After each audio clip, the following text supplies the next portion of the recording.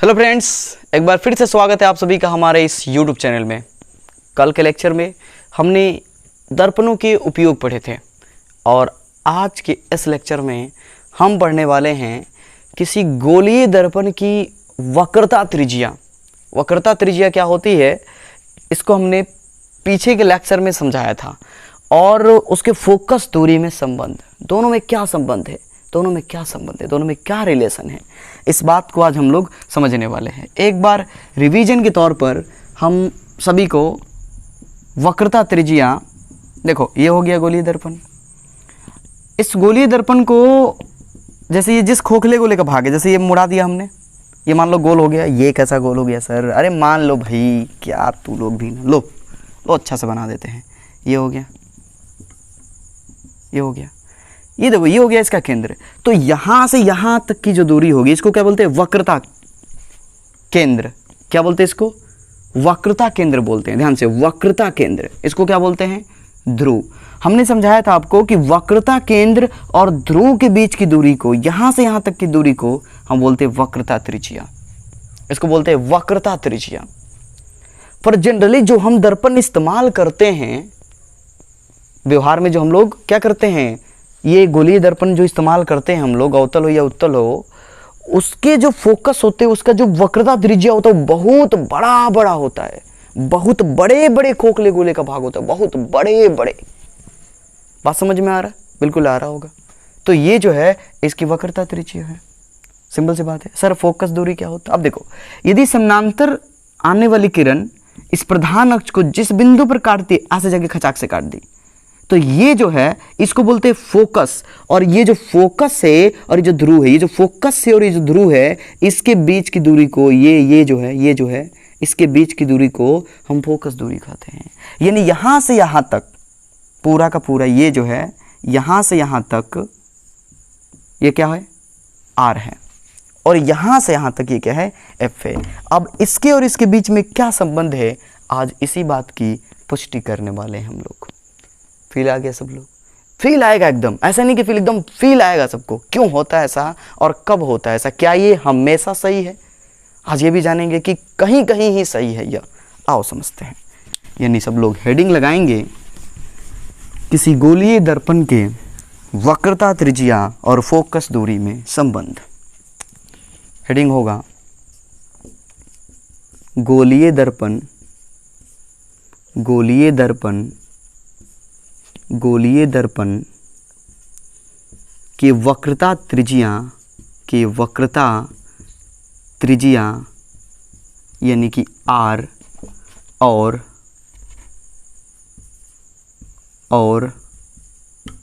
Focus दूरी, focus दूरी यानी कि एफ में संबंध। क्या सर कितना लंबा हेडिंग लगवा दिए? हाँ भाई, लगा लो हेडिंग लंबा सा एकदम। गोलीय दर्पण की वक्रता त्रिज्या यानी आर और फोकस दूरी यानी एफ में क्या संबंध है? पहले संबंध बताते हैं और उसको फिर प्रूव करते हैं। फिर ये बताएंगे कि यह हमेशा वैलिड है, क्या हमेशा वो सही है, कि केवल कुछ ही दर्पणों के लिए वो सही है। फील आना चाहिए सबको। ये लिखो, ये हो गया हमारा गोलीय दर्पण। ये हो गया, क्या हो गया भाई? गोलीय दर्पण। अब देखो, ये मान लो कि हमारा प्रधान अक्ष है और यहाँ पर मान लो कि हमारा सी है और ये जो है एफ है। देखने से ही ऐसा कुछ प्रतीत हो रहा होगा आप लोगों को कि सर एफ हमेशा आप बार बार बीचों बीच देते हैं। अगर एफ को हम एकदम बीचों बीच दे रहे तो इससे क्या क्या पता चल रहा है? सिंपल सी बात है कि सर यहाँ से यहाँ तक की जो बीच की दूरी है, ये जो है ये हमारा ध्रुव है। यहाँ से यहाँ तक की जो बीच की दूरी, इसको क्या बोलते हैं? फोकस दूरी यानी एफ। और यहाँ से यहाँ तक के बीच की दूरी, ये जो टोटल दूरी यहाँ से यहाँ तक की है, इसको बोलते हैं हम आर। क्या दिख रहा है आपको सबको? दिखने से कुछ पता चल रहा होगा। यहाँ साफ सब दिख रहा है कि आर जो है वो एफ की तुलना में दुगना है। और यही वो संबंध है और इसे आज साबित करेंगे और फिर ये भी पता करेंगे कि क्या ये संबंध हमेशा सही है और या कि ये मतलब हमेशा सही है कि नहीं है। चलो, तो पहले संबंध लिख लेते हैं हम लोग। संबंध क्या है?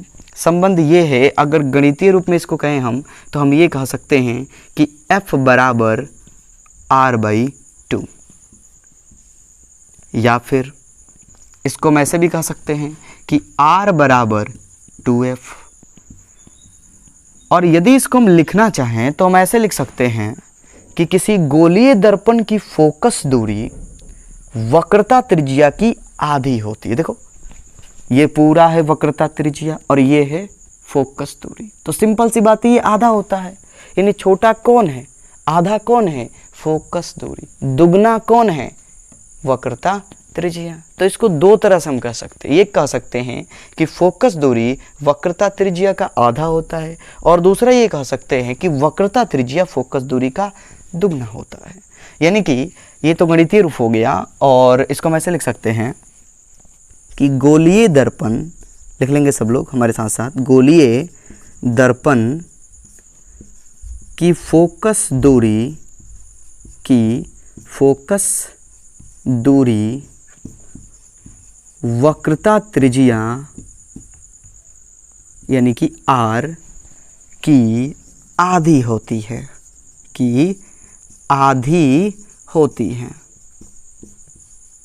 जैसा कि आपको चित्र में साफ साफ दिखाई दे रहा है। अब सवाल कि क्या ये हमेशा सही है, तो जवाब है नहीं, ये हमेशा सही नहीं है। ये केवल तभी सही है, ये जो रिलेशन हमने बताया आप लोगों को, ये तभी सही है जब फोकस दूरी की तुलना में, ये जो फोकस दूरी है, हर एक दर्पण का अपना अपना फोकस दूरी होता है। जैसे मान लो कि इत्ते से गोले में से क्या कर दिया गया, दर्पण काटा गया, इसका फोकस दूरी अलग होगा, और एक इतना सा बड़ा सा में से काटा गया, इसका फोकस अलग होगा। तो सबके अपने अपने फोकस होते हैं। तो ये तभी वैलिड है जब दर्पण की फोकस दूरी बहुत बड़ी हो उसके आकार की तुलना में, या ऐसे कह सकते हो कि दर्पण बहुत छोटा हो अपने फोकस दूरी की तुलना में। यानी कि छोटे दर्पणों के लिए ही ये संबंध सही है, केवल छोटे दर्पणों के लिए। या फिर कह लो कि बड़े बड़े फोकस दूरी वाले दर्पणों के लिए क्या है, सही है, गोलीय दर्पणों के लिए ये सही है। फील आया सबको? क्या ये हमेशा वैलिड है? नहीं। तो कब वैलिड है? जब फोकस दूरी बहुत बड़ी हो, यानी बहुत बड़े खोखले गोले से उसको काटा गया एक छोटा सा हिस्सा। जैसे देखो ये हो गया मान लो बहुत बड़ा गोला, और ये काट लिया हमने एक सर क्या काटा, चलो मान लो ये क्या हो गया, हमने इंक तो पिलाया इसको भाई, चार्ज किया इसको। चलो फिर से बनाते हैं। आ जाओ, ये देखो ये हो गया एक बड़ा सा गोला, इसमें से हमने छोटा सा काट लिया, एकदम छोटा सा, और भी छोटा कह लो, बड़े बड़े, ये बड़ा सा और ये छोटा सा काट लिया। तो ये जो है छोटे छोटे से इतने से, इसके पहले बताए थे कि अगर इतना सा हम काटते हैं तो बताओ ये लगेगा कि घुमा हुआ, नहीं लगेगा, एकदम प्लेन है। तो स्पर्श करके हम नहीं बता सकते कि गोलीय है कि समतल है, क्योंकि छोटा सा काटने से लगता है कि समतल ही है, पर ये गोलीय दर्पण होता है। अब ये जो आकार हमने लिया, मान लो इतना सा ले, एकदम छोटा सा। अब बताओ कि फोकस दूरी इसका लगभग कितना होगा, ज़्यादा होगा, और इतना सा हमने लिया है तो ये अपनी फोकस की तुलना में बहुत छोटा है। तो ऐसे ही दर्पणों के लिए ये वैलिड है, ऐसे ही दर्पणों के लिए जिसकी फोकस दूरी बहुत बड़ी हो। सर इसका क्या प्रमाण है, आओ समझते हैं, आओ अभी समझेंगे भी इसका क्या प्रमाण है, साबित भी करेंगे, पर एक और चीज देख लेते हैं। अब जरा ये सोचो कि मान लो फोकस दूरी, जरा सोचो कि एक हमने दर्पण लिया, मान लो क्या ले लेते हम दर्पण, कहीं से क्या उठा लें, चलो भाई मान लो ये दर्पण हो गया। अब जरा बताओ कि इसकी फोकस बस इतना ही है, इतने ही दूर, मतलब इतने से बड़े में से, जैसे ये देखो देखेंगे सब लोग ध्यान से, इतने से ही गोले में से इसको काटा गया है। तो बताओ इसकी फोकस दूरी, इसकी वक्रता त्रिज्या क्या होगी, लगभग ये होगी, मान लो ये होगी ज़्यादा ये होगी, तो फोकस कितना होगा, ये होगा। तो अगर हम फोकस पे रखेंगे तो कहाँ बनेगा प्रतिबिंब, अनंत पर, ध्यान से एकदम। तो अगर हम यहाँ रखते हैं तो हमारा काल्पनिक प्रतिबिंब, यहाँ रखेंगे तो बताओ कि जो हम लोग दर्पण इतना सा लिए रहते हैं, जिससे दाढ़ी बनाने में इस्तेमाल किया जाता है इतना सा, तो क्या हम यहाँ पर चेहरा रखे तो इसका प्रतिबिंब बनेगा? नहीं भाई, फोकस के आगे हो गए। और जैसा कि हमने बताया था कि फोकस से आगे अगर हम होते हैं, फोकस के आगे की तरफ, मतलब इस तरफ, उस तरफ ही बोल रहे हैं, इस तरफ, यानी फोकस के बाद, ऐसे कह सकते हो, फोकस के बाद अगर वस्तु होती है तो उसका प्रतिबिंब वास्तविक बनता है। फोकस से जब हम आगे की तरफ, उस तरफ दर्पण की तरफ, यानी फोकस से दर्पण की तरफ हम अगर बढ़ते हैं आगे की ओर, तो हमारा काल्पनिक प्रतिबिंब बनता है। तो हमें इसे सटा के दिखना पड़ेगा मुंह, तब दिखेगा। और जैसे दूर लेके गए पता चला गायब हो गया प्रतिबिंब, और दूर गायब हो गया भाई। जबकि ऐसा दर्पण में नहीं होता है, ऐसा नहीं होता है। क्यों भाई? क्योंकि इसकी जो फोकस दूरी होती है बहुत बड़ी होती है, बहुत बड़ी। आया फील? आया समझ में सबको? ओह सर ये लोचा है। हम भी सोच रहे थे कि भाई वास्तविक प्रतिबिंब कब बनता है, हमें तो दिखता ही नहीं है। क्योंकि वास्तविक प्रतिबिंब बनेगा तो उसे तो पर्दे पर देखना पड़ेगा, उसको अंदर थोड़ी देख पाएंगे हम लोग। लेकिन जो हम लोग दर्पण लिए रहते हैं जनरली, वो तो दूर दूर की वस्तु को भी दिखा देता है। जो हम लोग गोलीय दर्पण लिए रहते हैं दाढ़ी बनाने में, वो दूर दूर की वस्तु को भी दिखा देता है। ऐसा क्यों? क्योंकि उसकी फोकस दूरी बहुत बड़ी होती है। इन बहुत बड़े खोखले गोले का एक छोटा सा भाग होता है वो। फील आ गया सबको? कब एलईडी है? छोटे दर्पण के लिए। चलो ये स्क्रीनशॉट ले लो सब लोग। हाँ, गोलीय दर्पण की फोकस दूरी वक्रता त्रिज्या की आधी होती है, जैसा f बराबर r/2 या r बराबर 2f। अब इसको हम साबित करने वाले हैं, इसको साबित करने वाले हैं। चलो मिटा दे, स्क्रीनशॉट ले लो, ये ले लो भाई, ले लो, ले लिया सब लोग। चलो इसको अब हम लोग साबित करने वाले हैं। फील आना चाहिए, हाँ मज़ा आना चाहिए पढ़ने में। मज़ा ना आए तो पढ़ने का मज़ा ही क्या होगा। आओ अब इसको साबित करते हैं, हम लोग साबित करते हैं। ये हमने बना दिया एक गोलीय दर्पण। अगर इसके बाहर का सतह हम कलई करते जैसा बार बार कर रहे हैं हम, तो ये हो जाएगा अवतल दर्पण। हम ये प्रमाण अवतल दर्पण में साबित करने वाले हैं। ये जो है आप इसे उत्तल दर्पण में भी कर सकते हैं, बिल्कुल कर सकते हैं। फील आ रहा है सबको? चलो ये हो गया। सेम इसी मेथड से आप कर सकते हो, बिल्कुल कर सकते हो। ये हो गया हमारा P, ये मान लो हमारा C, और ये है हमारा F। अब आपके मन में सवाल होगा कि सर जब ये छोटे छोटे दर्पणों के लिए ही वैलिड है, तो आपने इतना बड़ा दर्पण क्यों बना लिया? भाई आपको दिखाना है, बना दे इतना सा। लो मज़ा आएगा इसमें। ये फोकस, ये सॉरी ये P, ये C, ये F, ये दिख रहा है आपको? तो ये हमने समझो कि जूम करके बनाया। क्या करके? जूम करके बनाया है, ताकि आपको दिखे। है तो ये छोटा सा ही, ठीक है? फील आना चाहिए। हाँ सर इसकी फोकस दूरी बहुत बड़ी है, पर हमने इसे जूम कर दिया है। इसे जूम करके ये दिखाया हमने यहाँ पर इतना छोटा सा फोकस थोड़ा होगा इसका फोकस बहुत दूर होगा। पर कहाँ लेके जाएं? उधर लेके चले जाएं, आपको दिखेगा। कैमरा घुमा के दिखाएं कि उधर है इसका फोकस। हाँ तो इसलिए हमने यहीं दिखाया है। आया फील? यानी दिखाने के लिए यहाँ फोकस है, बाकी इसका फोकस बहुत दूर है इस वाले का, ठीक है? आओ अभी काम करते हैं, हम यहाँ से एक आपतित किरण लेके आते हैं ऊपर से समानांतर। आप अच्छी तरह जानते हो कि सर आपतित किरण आपने समानांतर लाया है, तो आपतित किरण कहती है कि समानांतर लाए हो, तो फोकस के काट के जाएंगे हम। लो भाई फोकस को काट के चला गया ये। अब यहाँ पर हम दर्पण पे, ये जो हमारा गोलीय दर्पण है, इस पर हम अभिलंब खींचने वाले हैं। अभिलंब का क्या लोचा है? अभिलंब सब लोग जानते हैं क्या होता है। अभिलंब का मतलब होता है उस दर्पण पर 90 डिग्री का एंगल। अब जरा एक काम करो, ये जानते हो सब लोग कि खोखले गोले का एक भाग है। ये मान लो गोला है, गोला है, वृत्त नहीं, गोला है। वृत्त ना समझ जाए सब लोग, गोला फुटबॉल वो बोल रहे हैं हम। अब अगर मान लो कि यहाँ हमें, यहाँ ये केंद्र है इसका, ये केंद्र है, यहाँ हमें लंब डाला इस बिंदु पर। बताओ कैसे डाल सकते हो? क्या ऐसे? ये लंब देखो तो 90 डिग्री बन रहा है? नहीं सर। क्या ऐसे? नहीं सर, ये भी 90 डिग्री नहीं है। क्या ऐसे? नहीं सर, ये भी 90 डिग्री नहीं है। जरा सोचो कब होगा, जरा सोचो, दिमाग लगाओ। सर यहाँ से एकदम सीधा खींचिए, सीधा एकदम। अगर हम सीधा खींचते हैं तो देखो ये 90 डिग्री आ गया। फील नहीं आया? आओ यहाँ से करते हैं, देखो यहाँ से करते हैं। क्या ऐसे खींचोगे तो 90 होगा?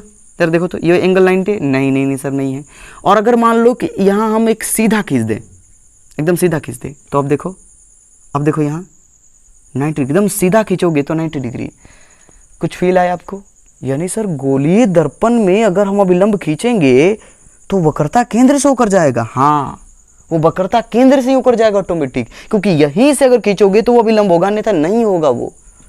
यानी कि यहाँ पर जो इस बिंदु पर अभिलंब होगा वो वक्रता केंद्र से होकर गुजरेगा। ये हो गया। ये हो गया अभिलंब, आगे की तरफ भी बढ़ा लो कोई दिक्कत नहीं है। ये अभिलंब हो गया हमारा, नाम दे सकते हो आप लोग, दे दो इधर अभिलंब। इधर दिख रहा है ना सबको, उधर थोड़ा लाइट का प्रॉब्लम होता है, देख ले हम सबको दिख रहा है, बिल्कुल दिख रहा होगा, बिल्कुल दिख रहा होगा, नहीं भी दिखे मान लेना भाई अभिलंब है, बोला तो ना हमने, आपने लिख लेना अभिलंब। चलो ये हो गया। अब एक बात बताओ सब लोग कि ये अभिलंब है, ये आपतित किरण है, ये परावर्तित किरण है। हमने पढ़ा था कि आपतित किरण और अभिलंब, आपतित किरण और अभिलंब के साथ जो एंगल बनता है क्या बोलते हैं उसको, आपतन कोण। ये होता है आपतन कोण। तो ये हो गया हमारा आपतन कोण, जिसको हम आई से सूचित करते हैं।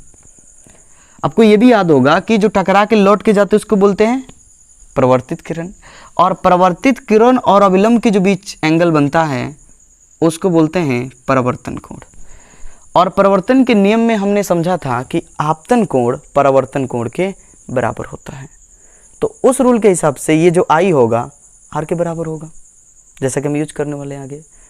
अब चलो, ये बेसिक सब लोग 9th में पढ़े होंगे, 9th में सब लोग इस बात को पढ़े होंगे, और जो लोग नहीं पढ़े होंगे, हाँ जो जिन लोगों ने पीछे पढ़ाई नहीं किया ठीक से वो अब से कर ले तो बेहतर होगा। चलो, हमने पढ़ा था कि दो समांतर रेखाएं, ये दो समांतर रेखाएं हैं, यदि दो समांतर रेखाओं को ये ना कीड़े परेशान करके रख दिए हैं।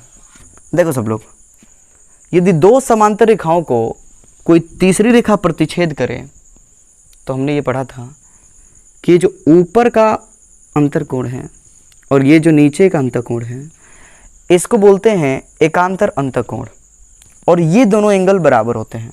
ये वाला एंगल और ये वाला एंगल ऑटोमेटिक बराबर होता है।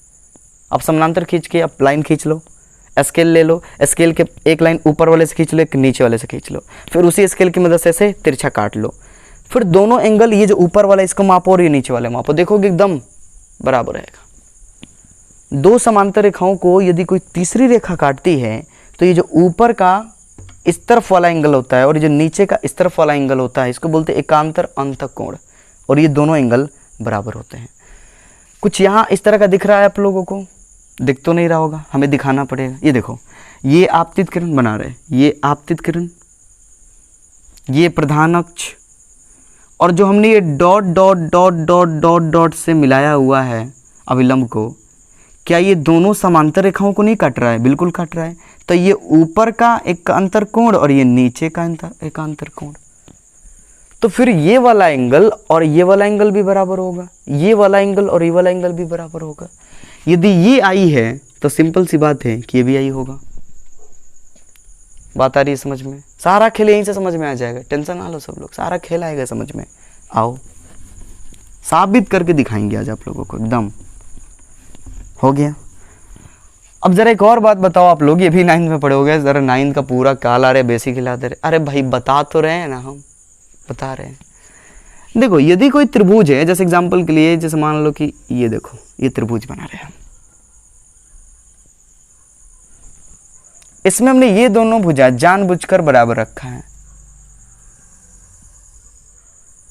ये वाला और ये वाला बराबर है। सर कहाँ बराबर है? मान लो भाई थोड़ा सा लग रहा है बड़ा हो गया, हाँ थोड़ा सा हो गया मान लो।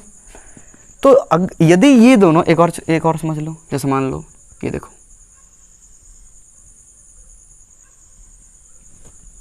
ये दोनों बराबर है, कुछ दिख रहा है? ये दोनों बराबर है। तो यदि किसी त्रिभुज में देखो दो भुजाएं बराबर हो रही हैं तो उनके दो ये एंगल देखो, उनके सामने का, इसके सामने का एंगल ये है और इसके सामने का एंगल ये है। उसी प्रकार इसमें इसके सामने का एंगल ये है और इसके सामने का एंगल ये है। सर ये क्या बता रहे हैं? हम ये बता रहे हैं कि यदि किसी त्रिभुज में दो भुजा समान हो तो उसके सामने के एंगल भी बराबर होते हैं, या इसको उल्टा कह सकते हैं, हमें उल्टा का यूज करना है। ध्यान से सुनना इस बात को कि यदि किसी त्रिभुज में दो कोण बराबर हों, आओ अब समझते हैं। जैसे एग्जांपल के लिए ये 45 डिग्री है और ये भी 45 डिग्री है, मान लो ये हमारा 70 डिग्री है और ये भी 70 डिग्री है। तो यदि किसी त्रिभुज में दो एंगल बराबर हो तो उनके सम्मुख कोण यानी सामने का जो भुजा होता है, कोण नहीं, कोण के सामने कोण कहाँ से भाई, उनके जो सामने का भुजा होता है वो भी बराबर होता है, वो भी बराबर होगा। जैसे ये 45 ये 45, तो इसके सामने का भुजा ये है, जैसे ये ए बी सी, तो इसके सामने कौन है, ए सी। ये बराबर होगा इसके सामने वाले का, इस 45 वाले का, तो इसके सामने कौन है, ए बी। फील है इस बात का सबको? या देखो, अगर ये 70 ये मान लो ये है पी क्यू आर, तो इस 70 के सामने कौन है, पी आर। इस 70 के सामने कौन है, पी क्यू। ये दोनों बराबर होंगे, ये दोनों क्या होंगे, बराबर होंगे। बात आई समझ में सबको? यानी सर यदि किसी त्रिभुज में दो एंगल बराबर हो तो उनके सामने के कोण उनके सामने के भुजा बराबर होंगे। और यदि दो भुजा बराबर हो तो क्या कहा जाए, हाँ दो भुजा बराबर तो सामने के दो एंगल बराबर हो जाएंगे। दो भुजा बराबर तो दो एंगल बराबर, और दो एंगल बराबर तो दो भुजा भी बराबर। फिर आगे सबको। अब गौर से देखो, अगर हम इसका नाम दे देते हैं, जैसे मान लो ये बिंदु ए से आ रही है और ये बिंदु बी पर टकरा जा रही है, ये तो सी दे दिया हमने, ये एफ दे दिया, ये हमने पी दे दिया। ध्यान से, ये बी है। आप कुछ भी नाम दे सकते हो, नाम देने में कोई दिक्कत नहीं है। एम दे दो, बी दे दो, सी दे दो, वो दे दो, कुछ भी दे दो, कोई दिक्कत नहीं है। अब जरा ध्यान से देखो आप लोग, सी बी एफ, ये त्रिभुज सी बी एफ, ये वाला, ये इन दोनों त्रिभुज में ये वाला एंगल और ये वाला एंगल बराबर होगा। सर ये कैसे? देखो, ये वाला एंगल इसके बराबर, यानी ये दोनों एंगल बराबर है, ये दोनों एंगल बराबर है। और हम समझा कि ये बराबर एक दूसरे के, तो हम कहेंगे कि ये और ये तीनों बराबर है। हाँ सर, तीनों होगा। देखो, तो ये वाला एंगल यदि ये वाले एंगल के बराबर है तो इस एंगल के सामने का भुजा एफ बी है और इस एंगल के सामने की भुजा सी एफ है, ये दोनों बराबर होगा। आई बात समझ में? हाँ सर आई। जब ये दोनों कोण बराबर हैं तो इसके सामने कौन है, सी एफ, इसके सामने कौन है, बी एफ, तो ये दोनों का होगा, बराबर होगा। आ गया होगा। चलो, अभी तक यहाँ पहुँचे हम लोग, अभी तक यहाँ पहुँचे, ध्यान से एकदम यहाँ तक पहुँचे। मिटा दे इसको सर, मिटा के पूछ लीजिए, मिटा दे। हाँ मिट गया। चलो अब देखो सब लोग, जैसा कि हमने बताया था कि ये हमने जूम करके बनाया है, और ये जो थ्योरी हम सिद्ध करने वाले हैं वो छोटे छोटे दर्पणों के लिए सही है, जिसका फोकस बहुत बड़ा हो। तो यदि ये दर्पण छोटा होगा तो ये बी जो होगा वो पी के करीब होगा, क्योंकि इसे तो हमने जूम करके ना बनाया है। अगर मान लो ये छोटा सा, इससे छोटा सा होगा, ऐसे छोटा सा होगा, अरे भाई इस फोकस के लिए तो ये बहुत छोटा होगा ना। देखो बहुत छोटा, ऐसे होगा वो इस फोकस के लिए। और अगर इसके लिए कहोगे तो इसका फोकस बहुत दूर चल जाएगा। अभी ले लो, जैसे मान लो कि हमारा दर्पण है, ये मान लो, ये देखो, रुक जाओ, अभी फील आएगा सबको। ये देखो, ये हो गया। इसका छोटा सा काट लो, एकदम छोटा सा हिस्सा, एकदम। ए सर क्या काट रहे हो ना, पूरा काट दे रहे हो आप। चलो ये हो गया, मान लो ये छोटा सा हमने काट लिया, ये छोटा सा, इतना सा। अब इसको जूम करके हमने बनाया है, मिटा दो इसका। इसका केंद्र याद रखना, लगभग ये केंद्र यहाँ पे होगा। ऐसे तो इससे भी बड़ा होता है, इससे भी बड़ा, वो भी बहुत बड़ा ले लिया हमने, इसको और छोटा कर लो ये। अब एक बात बताओ कि इसका फोकस आप मान लो यहाँ पर होगा। अब इस फोकस से अगर हम मान लो, ध्यान से जो बोल रहे हैं, इस फोकस से एक यहाँ मिलाओ, जैसे मिला है, और एक यहाँ मिलाओ, क्या कहोगे इसके बारे में? यदि ये दोनों बहुत एक दूसरे के करीब है, ये P है और ये B है, एकदम ध्यान लगा के समझोगे सब लोग, ध्यान लगा के, फील आएगा सबको, मज़ा भी आएगा। ये देखो, यहाँ से ये जो है ये बहुत ही छोटा है, क्योंकि तो हमने जूम करके बनाया, ये बहुत छोटा है। तो ये किरण जो ऐसे आई होगी, ऐसे इसके पास, तो ये जो है B और P एक दूसरे के करीब है। तो यदि और B और P एक दूसरे के करीब है और ये हमारा F है, तो क्या हम ये कह सकते हैं कि जो सर BF है या FB जो है वो PF के बराबर होगा। ये जो FB है वो FB पे बराबर होगा। क्यों? देखो ये छोटा सा है, तो ये लगभग एक दूसरे के क्या है, बराबर है। ध्यान से देखो, और देखो, जैसे मान लो ये छोटा सा है और बहुत दूर इसका फोकस है, बहुत दूर। जैसे ये यहाँ है, देखो ये यहाँ है, ये देखो क्या लग रहा है, दोनों के दोनों लग रहे एकदम बराबर हैं, बराबर ही होंगे लगभग। तो हम ये कह सकते हैं कि छोटे दर्पण के लिए B जो होगा वो P के एकदम करीब होगा। ये हमने इसको जूम करके बनाया है, और हमने जानबूझकर फोकस करीब रखा है। क्यों भाई, फिर बताएं, उधर रख तो नहीं ना सकते हैं, दिखाना तो है आपको, इसलिए मैं वहाँ रखना होगा।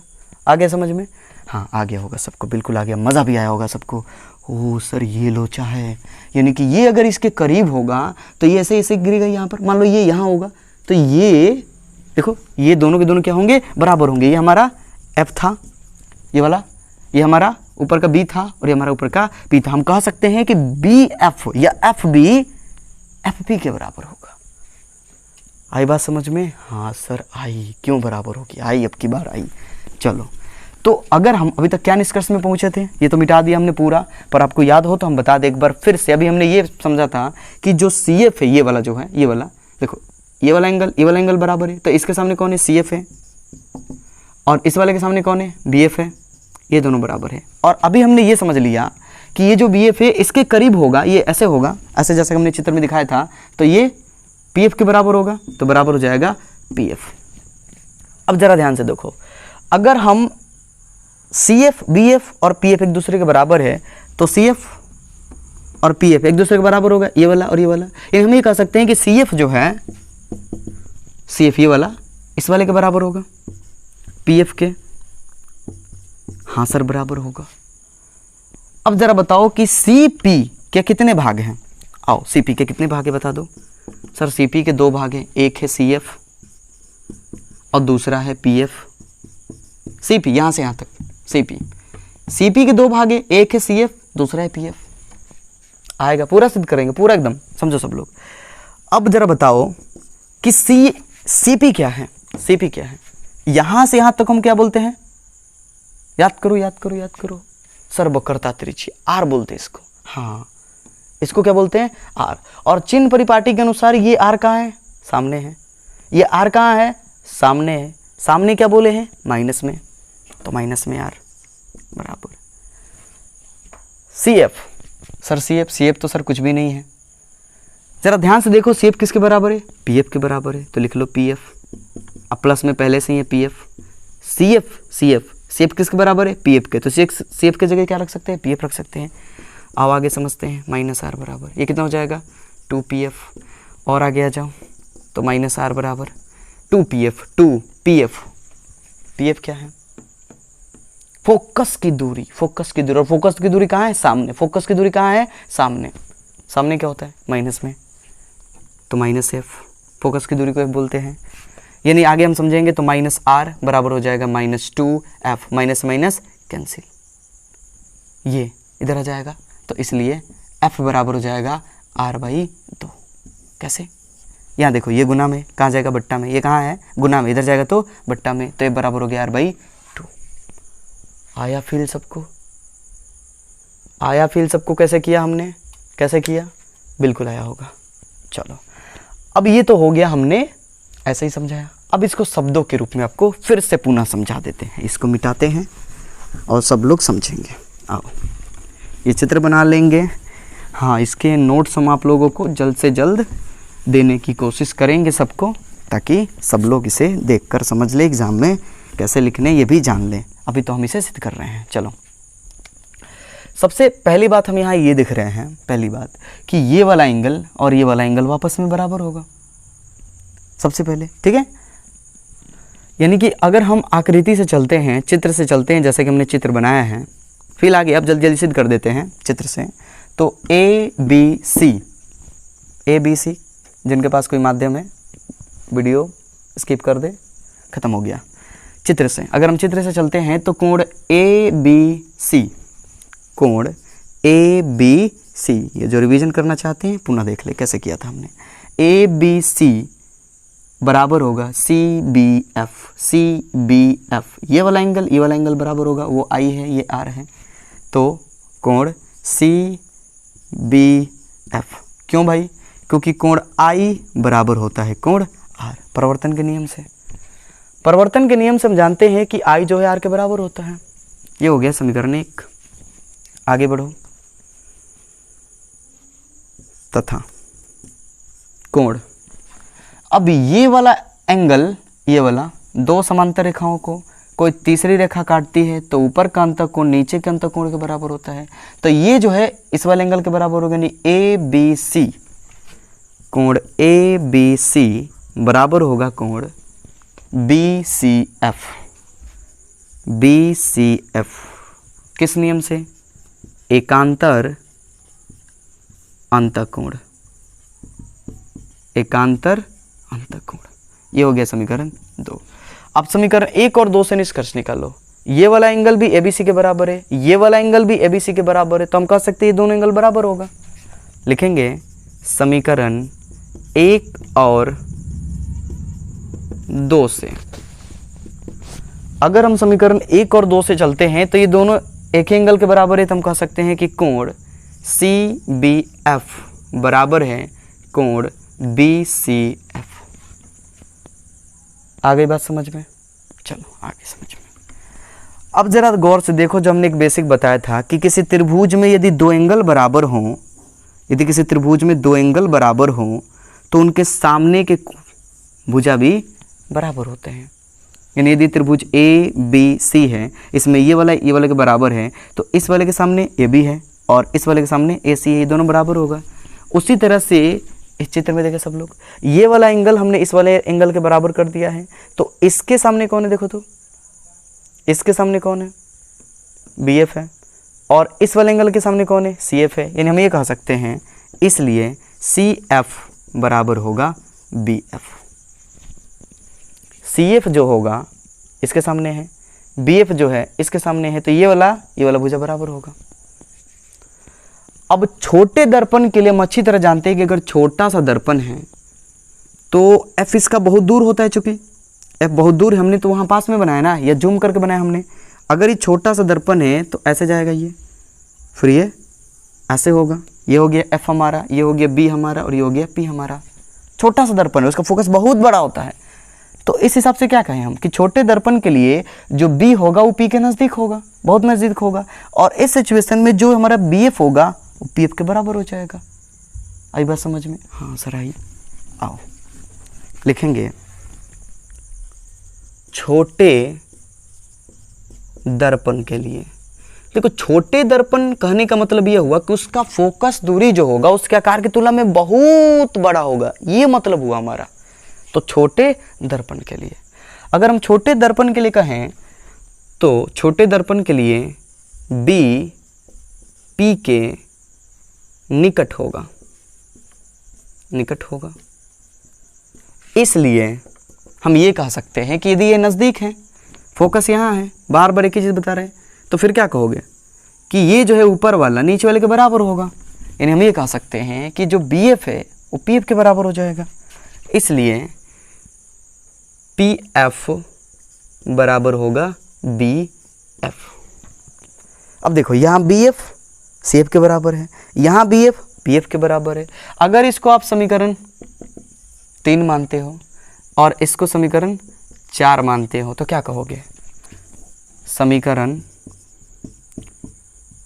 3 और भौर नहीं लिखा है, और लिखा है, हाँ गलत ना पढ़े, लिखावट का मजाक नहीं उड़ाए सब लोग। समीकरण 3 और 4 से। चल भाई समीकरण 3 और 4 से सब लोग देख लो। ये हमने पहले इसके बराबर किया, चूंकि ये एकदम करीब हमने जूम करके बनाया है, तो ये वाला एंगल ये वाला भुजा इस वाले भुजा के बराबर होगा। अगर ये वाला इसके बराबर है और ये वाला भी इसके बराबर है तो हम कहेंगे ये वाला भी बराबर होगा। यहाँ देख लो हम लोग बी एफ के बराबर दोनों है, तो हम कह सकते हैं सर कि सी एफ बराबर होगा पी एफ। बोलो क्लियर है? इसको मान लो समीकरण 5। अब क्या लिखेंगे? लिखेंगे कि चूंकि सीपी में 2 भाग है, देखो सीपी में 2 भाग है, एक है सी एफ एक है पी एफ, तो लिख देंगे कि C F plus P F. बात समझ में आ रहा है? चलो और आगे चलो, तो इसलिए हम आगे ये कह सकते हैं, आगे लेके चलो इसको, सी पी सी एफ। देखो सी एफ का कोई काम, माने सी एफ क्या कोई मान है? नहीं मान है, तो सी एफ की जगह हम क्या रख सकते हैं? पी एफ रख सकते हैं। देखो सी एफ पी एफ के बराबर है, तो लिख लो पी एफ प्लस में पी एफ। जल्दी जल्दी कर लेते हैं, तो हो जाएगा सी पी बराबर 2 पी एफ। अब सी एफ बताओ क्या है? सी एफ क्या है? आर है, जैसे कि हमने पहले बता दिया आप लोगों को। इधर कर लेते हैं, ये चूंकि सामने है तो क्या हो जाएगा? -r। अब देखो 2pf, 2 है तो 2 लिख दो। pf, pf क्या है, फोकस दूरी है, और ये भी सामने है तो क्या होगा, माइनस में होगा, तो माइनस f। आगे करोगे तो क्या हो जाएगा, माइनस आर बराबर minus 2f, minus minus cancel हो गया, इसलिए f बताओ जल्दी से, ये गुना में कहाँ जाएगा, बट्टे में, तो ये हो गया r/2। ये हो गया साबित, प्रूव्ड। छोटे दर्पण के लिए f जो है r/2 के बराबर होता है। छोटे दर्पण कहने का मतलब कि उस दर्पण का फोकस दूरी बहुत बड़ा है उसके आकार की तुलना में। फील आ गया होगा सबको, मज़ा भी आया होगा। जल्दी से स्क्रीनशॉट ले लो सब लोग, कर लो भाई।